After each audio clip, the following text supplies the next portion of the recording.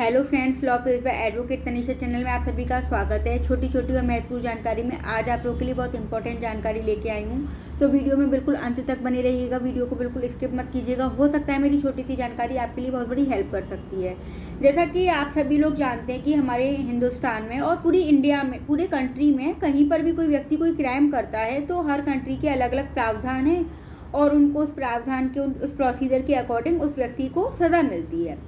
तो अभी एक केस मामला सामने आया कि एक व्यक्ति, दो बच्चे स्टूडेंट थे, वो स्टडी कर रहे थे, लेकिन वो रेप और मर्डर के मामले में कन्विक्टेड कर दिए गए और वो जेल में थे।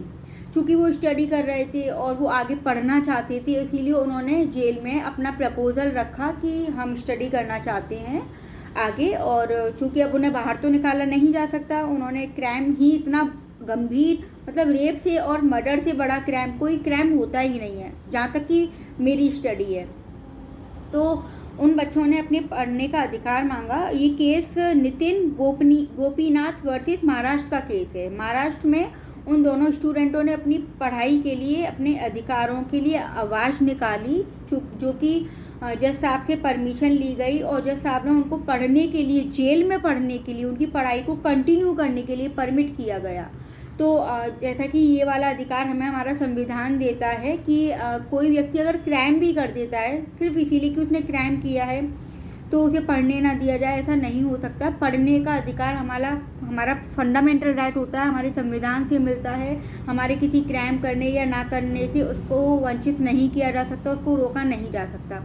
तो इस केस में, नितिन गोपीनाथ वर्सेस महाराष्ट्र के केस में, दोनों स्टूडेंट्स को, दोनों कन्विक्टेड अपराधियों को आगे पढ़ाई के लिए जज साहब ने, हमारे ऑनरेबल जज ने उनको परमिशन दी और उनकी पढ़ाई को कंटिन्यू करने के लिए अलाउ कर दिया। तो इतनी छोटी छोटी और इम्पोर्टेंट जानकारी के लिए आप लोग मेरे चैनल को लाइक एंड सब्सक्राइब कर लीजिए। देखिए, मैं आपको एक बात बताना चाहती हूँ, हर चीज़ लिखी हुई नहीं है कि आपकी सारी चीज़ें लिखी हों फिर आप जाएं कि ये चीज़ लिखी हुई है इसीलिए मुझे इस चीज़ का राइट है या ये है। आप अपनी आवाज़ उठाइए। हो सकता है आपकी एक आवाज़ हमारे इंडिया में उस चीज़ को बदलने की कोशिश कर सकती है।